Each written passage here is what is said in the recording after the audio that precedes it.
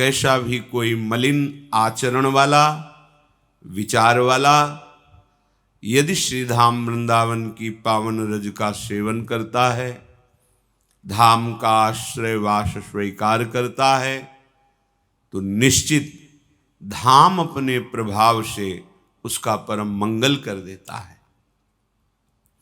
धाम का पहला प्रभाव जीव पर पड़ता है जिसे विशेष कृपा होती है, उसे सत्संग की प्राप्ति होती है।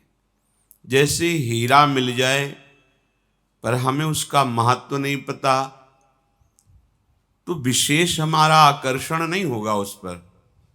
कोई चमकीली वस्तु है ऐसा लगेगा। जैसे चिदानंद महामहिम धाम, हरिराम व्यास जी बड़े बड़े महापुरुष आकांक्षा करते हैं कि यहाँ के जितने खग मृग पशु पंछी सब हम पर कृपा करें और हमें अखंड वास प्रदान करें। उन्होंने श्रीधाम की, इसी श्रीधाम में वास किया, इसी श्रीधाम की उस प्रेममयी दिव्यता को देखा, पर अपने को अनुभव में नहीं आता है। अपने को बस इतना लगता है कि यहाँ तीर्थ जैसा, जैसे सब पवित्र तीर्थ हैं भारत में अन्य में, वैसे ही एक वृंदावन है, पर ऐसा नहीं है। जैसे हीरे को हम एक चमकीला छोटा सा एक पत्थर माने, पर जब जौहरी मिला और उसने बताया कि तो करोड़ों का है, तो महत्व बन गया। ऐसे ही ये महारत्न स्वरूप वृंदावन धाम लाडली जी की कृपा से मिला, पर यदि भगवत प्रेमी रूपी महापुरुष जौहरी ना मिले तो हमें इसकी कीमत पता नहीं चलती। इसी से खास महत्व हृदय में धाम के प्रति नहीं हो पाता। फिर भी महत्व ना हो तो भी वस्तु तत्व अपना प्रभाव दिखा के ही रहती है। यहाँ चलत फिरत सुनियत यह श्री राधा वल्लभ लाल, ऐसे वृंदा विपिन में बसत रहो सब काल।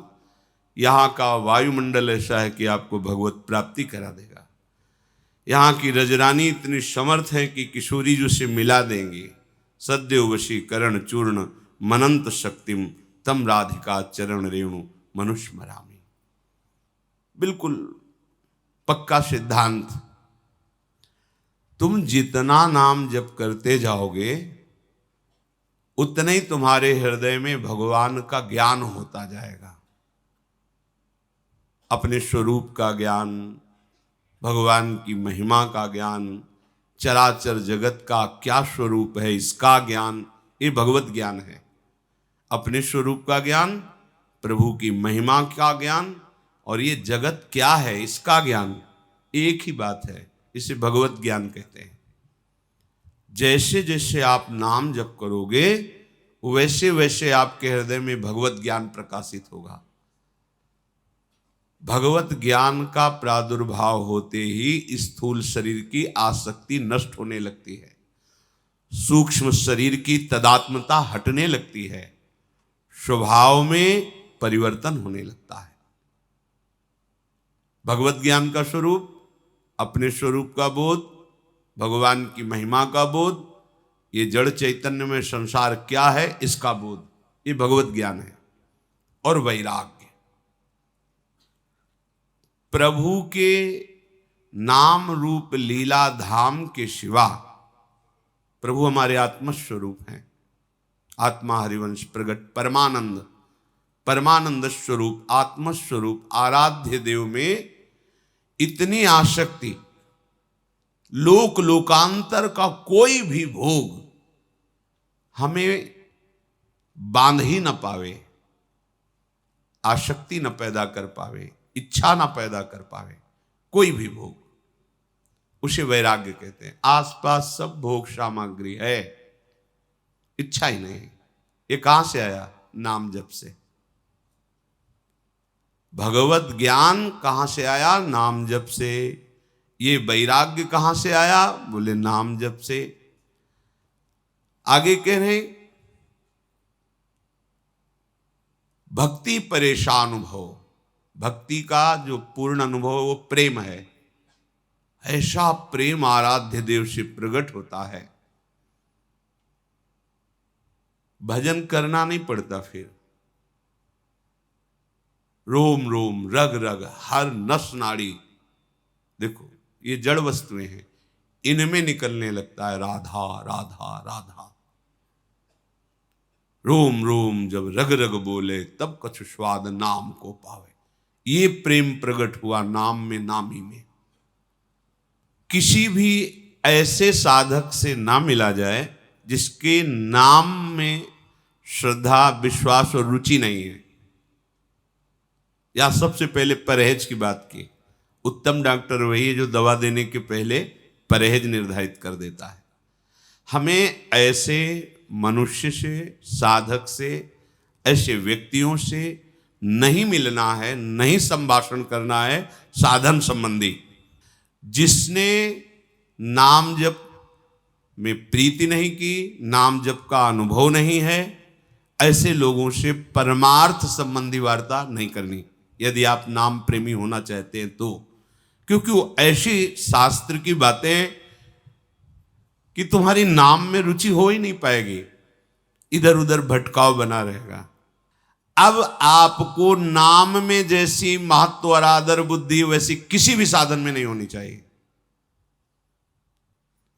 नाम में इतनी आदर बुद्धि हो, पूज्य भाई जी से हनुमान प्रसाद पोद्दार जी महाराज की, सामने भगवान खड़े तो भी नाम नहीं छूटना चाहिए।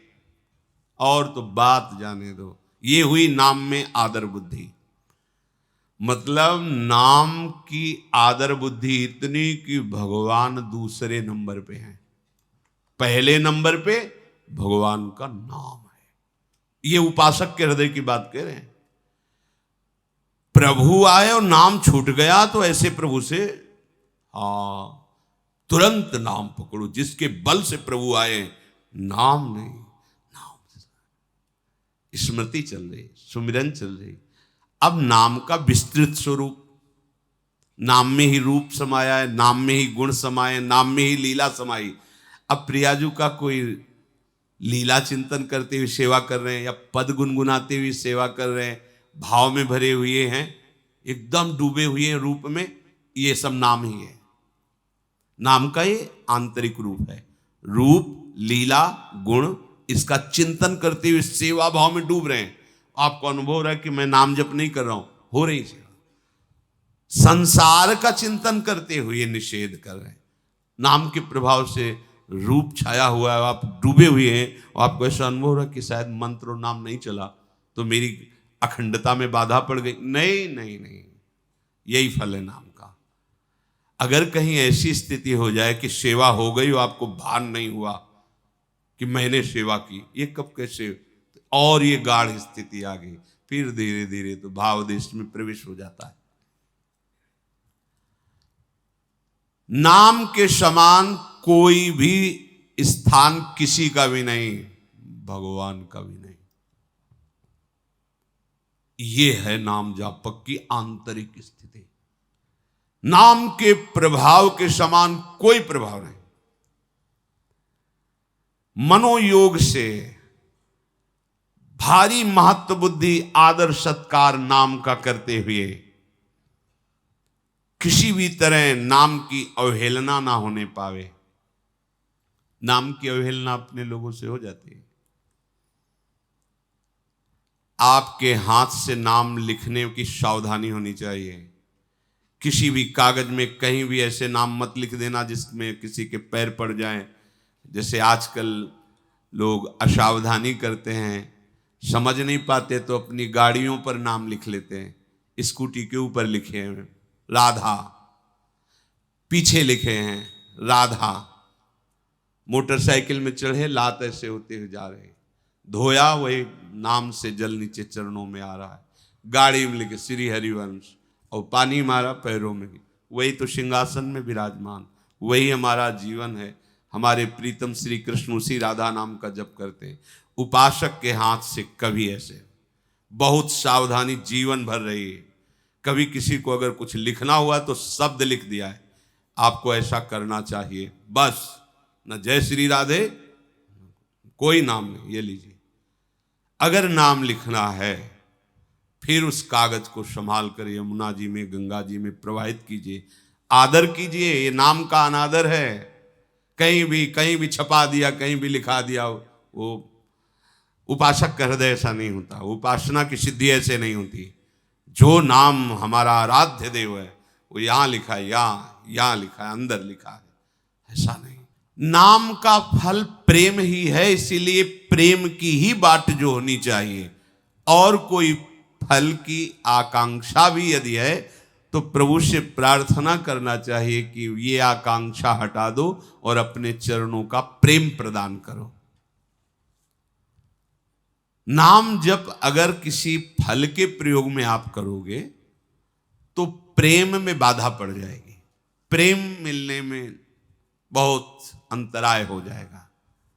अच्छा, जितने भी फल है वो सब टिकाऊ नहीं है। मान लो जिन तपस्वियों ने, राजाओं ने तपस्या करके देवताओं से, भगवान से जो कुछ प्राप्त किया, नाशवान लोक लोकांतर सब गया, ना कुछ है क्या? ना कोई तपस्वी का यहां तप रह गया, ना उसका फल रह गया, ना वो तपस्वी का तपस्या में शरीर रह गया, सब अंतर्ध्यान हो गया। तो शाश्वत वस्तु क्या है? भगवत प्रेम। तो कह रहे नाम का वास्तविक फल प्रेम ही है, पर जो नाम जापक नाम के फल प्रेम की चाह ना करके, भगवत प्रेम की चाह ना करके और कोई कामनाओं में नाम का प्रभाव खर्चा करता, होगी कामना पूर्ति, क्योंकि नाम बहुत बड़ा पावर है, तो उसके हृदय में चित्त की आनंद की उल्लास वही तरंगे नहीं आएंगी। ध्यान रखना, तो इतना दिन हो गया अभी नाम का परहेज ठीक नहीं, अन्य कामनाओं से युक्त हो, इसलिए आनंद का अनुभव नहीं आ रहा, तो क्या नाम बेकार जाएगा? नहीं, पहुंचाएगा आनंद तक। और बढ़ाओ और जपो, वही तुम्हारी कामनाओं का भी नाश कर देगा और वही आनंद का प्राकट्य भी कर देगा। अब तैल धारावत नाम का प्रादुर्भाव, अखंड तैल धारावत, सोते में भी नाम चलता है, सोते में, क्योंकि चल रहा है। आप जब सो रहे होते हैं तो आप श्वास प्रश्वास की प्रक्रिया कर रहे होते हैं क्या? नहीं, पर हो रही है ना। तो जिसकी श्वास श्वास में नाम तैल धारावत बस गया, तो इंद्रियां मन भले सुसुप्ति में चली गई, पर नाम जब चल रहा है, अखंड नाम जब चल रहा है। कुछ कुछ महापुरुषों के तो जीवन में देखा गया कि जब वृत्ति नाम की बाहर आई तो वो सो रहे हैं और जिब्या से निकल रहा है राधा कृष्ण, सोवत हु रसना रटे राधा कृष्ण सुनाम। संसार के सारे कार्य करते हुए, सबके बीच में रहते हुए उसका अखंड स्मरण चलने लगता है। अब वो कर नहीं रहा, अब तैल धारावत अखंड स्मरण चल रहा है। अपने भजन को पूर्ण सावधानी से गुप्त रखना, प्रकाशित नहीं करना अपने भजन को। अहम का एक स्वभाव होता है कि वो अपनी साधना को बाहर कह करके सुख का अनुभव करता है, ये स्वभाव होता है वो। जैसे बहुत हल्का अंतःकरण, अभी साधन का प्रभाव नहीं पड़ा, तो छोटी छोटी बातों में गर्व करके उनको चार लोगों के बीच में रखना, जिससे हमारा अहम सुख का अनुभव करता है, पुष्टता होती है अहम की। ये बातें ठीक नहीं है। भजन को एकदम गुप्त रखना है। जो सच्चे भजनानंदी महापुरुष होते हैं वो अपने को बिल्कुल महत्वहीन रखते हैं। महत्वहीन, महत्व रखना ही हमारे लिए बहुत बड़ा विघ्न है। अमानिना माने महत्वहीन, मान देना, दूसरों का महत्व करना, अपने महत्व को छुपाना, अपने महत्व को मिटाना। संतों ने तो ऐसी ऐसी लीलाएं की, जहां उनका महत्व बढ़ने लगा तो महत्व मिटाने के लिए लीला की। पर वो सिद्ध पुरुषों की बात है, उन्हीं की सामर्थ्य है ऐसी। कंजूस के धन की तरह नाम को छुपाओ। धृतराष्ट्र के पुत्र दुर्योधन आदि ने यही भी उचित समझा। सब गए और कहा कि हम लोगों को बड़ा दुख था जब आप लाक्षागृह में सुना कि जल गए, चलो आप बच गए, बड़ा अच्छा हुआ, बड़ी खुशी की बात। हम लोगों को गर्व है कि हम कुरुवंशी विजय को प्राप्त हुए, महाराज द्रुपद हमारे रिश्तेदार हुए। भीम दुर्योधन की तरफ देख रहा, कर चालबाज अगर अकेले में मिले तो तुझे बताए, पूरे के पूरे परिवार को नष्ट करने का प्लान। अब आके मीठी मीठी बातें कर रहा है। सब राजाओं ने संधि भावना से महाराज युधिष्ठिर जी से मिले। स्वयंवर समाप्त हुआ। द्रौपदी ने पांडवों का वरण किया। सब राजा संधि करके अपने अपने देश को गए। धृतराष्ट्र की आज्ञा से विदुर जी द्रौपदी, पांडव और महाराज यज्ञसेन के लिए बहुत सी भेंटें ली और महाराज द्रुपद के राज्य में प्रवेश किया। वहां जब सूचना मिली कि कौरव वंश से आ रहे हैं तो द्रुपद ने बाहर निकलकर उनकी अगवानी की, सम्मान किया, कुशल समाचार पूछा। फिर महल ले गए तो वहां भगवान श्री कृष्णचंद्र जी और बलराम जी भी विराजमान ही थे। विदुर जी ने वसुदेव नंदन भगवान श्री कृष्ण को भी नमस्कार किया, बलराम जी को नमस्कार किया। पांडवों के दर्शन करके बड़ा सुख मिला। विदुर जी ने कहा कि बड़ी प्रसन्नता हो रही है, कुंती जी आपको और आपके पुत्रों को सुरक्षित देकर भगवान सदैव ऐसी सुरक्षा करते रहें।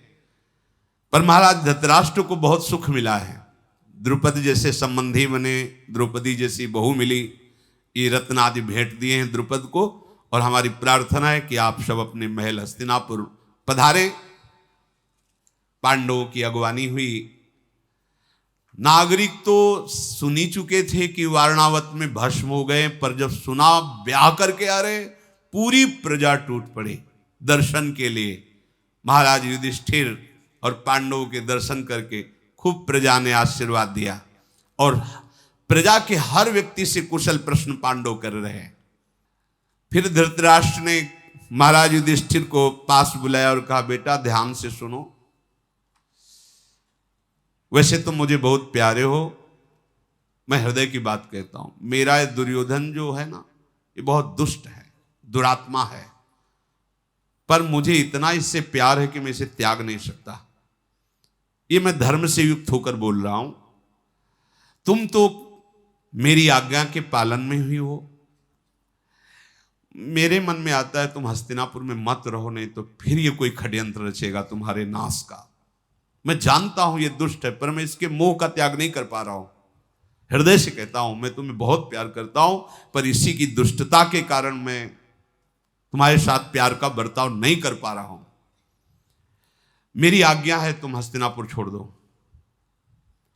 और खांडोप्रस्थ में चले जाओ। वहां का राज्याभिषेक मैं तुम्हारे लिए कर। एक घर नहीं खांडोप्रस्थ में, एक व्यक्ति नहीं, घोर जंगल उजड़ा हुआ पड़ा है। यद्यपि पूर्ववंशियों की राजधानी रही खांडोप्रस्थ, वहां रहते समय तुम्हें कोई बाधा नहीं पहुंचा सकता। और खांडोप्रस्थ में जो यहां से हस्तिनापुर के लोग जाना चाहें वो तुम्हारे साथ जा सकते हैं। मैं सोचता हूं वहां का राजा तुम्हें बना दूं। धृतराष्ट्र जी ने, जब युधिष्ठिर जी का इतना सत्य और सरल स्वभाव है कि बस जी के सिवा और कुछ नहीं बोलते, जी। विदुर जी ने विचार किया कि कलह कलेश से अच्छा है ये महावीर हैं, अपनी व्यवस्था करेंगे। विदुर जी ने कहा कि महाराज क्या आज्ञा है, तो उनका राज्याभिषेक लाओ, अभी कर देते। एक घर नहीं है खांडोप्रस्थ में, एक भी घर, और वहां का राज्याभिषेक युधिष्ठिर जी का कर रहे हैं और कह रहे हैं मैं तुम्हें बहुत प्यार करता हूं, अब विलंब नहीं करना चाहिए, तुम्हारा हमने राज्याभिषेक कर दिया, छोड़ो हस्तिनापुर और जाओ खांडोप्रस्थ। धृतराष्ट्र के कथनानुसार कार्य पूरा किया गया। खांडोप्रस्थ पहुंचे, जहां एक भी घर नहीं, एक भी व्यक्ति नहीं, कोई सुविधा नहीं, खंडहर पड़ा था। ये राजधानी है पूर्ववंशियों की, पूर्व की। भगवान श्री कृष्ण द्वैपायन व्यास देव जी प्रकट हुए। उन्होंने कहा कि तुम्हें चिंता करने की जरूरत नहीं है, जहां समस्त ब्रह्मांडों को प्रकट करने वाले श्री कृष्ण विराजमान हैं, तुम बिल्कुल चिंता मत करो। जगदीश्वर भगवान श्री कृष्ण जिसके सहयोगी हैं, उसका कभी भी अमंगल नहीं हो सकता, उसको विषाद करने का अवसर नहीं मिलता। पहले तो भगवान व्यासदेव जी के दर्शन से ही आनंद हुआ। खांडोप्रस्थ में पहुंच करके भगवान श्री कृष्ण साथ ही हैं, देवराज इंद्र का चिंतन किया, आकाश स्थित हुए और अंदर से आदेश किया विश्वकर्मा को भेजो। भगवान श्री कृष्ण को प्रणाम करके देवराज इंद्र ने तुरंत विश्वकर्मा को आदेश किया कि प्रभु का आदेश है, तुरंत उपस्थित होइए। महामते, भगवान की इच्छा है कि तुम जा करके उनकी सेवा करो। विश्वकर्मा जी भगवान की इच्छा के अनुसार उपस्थित हुए खांडोप्रस्थ में। भगवान श्री कृष्ण ने कहा, विश्वकर्मा, देवराज की अमरावतीपुरी जैसी है वैसे खांडोप्रस्थ का निर्माण करो। वहां कोई ईंट गारा लगाने की थोड़ी जरूरत है कि भैया मिस्त्री लगे हम नींव खोदे, नहीं, संकल्प से जैसा सोचते जा रहे वैसा निर्माण होता जा रहा है। विश्वकर्मा ने खांडोप्रस्थ में जब भगवान का ऐसा आदेश हुआ तो प्रणाम करके भगवान से कहा, प्रभु अमरावती से भी अधिक आकर्षणकारी इस पुरी का निर्माण करता हूं। महेंद्रपुरी देवराज इंद्र की पुरी से भी अत्यंत आकर्षणकारी उस पुरी की रचना की। बहुत ही, इसमें तो बहुत वर्णन है, क्या क्या कैसे कैसे महल कैसा कैसा, पूरे ने नगर की रचना करके भगवान श्री कृष्ण ने उसका नाम रखा इंद्रप्रस्थ।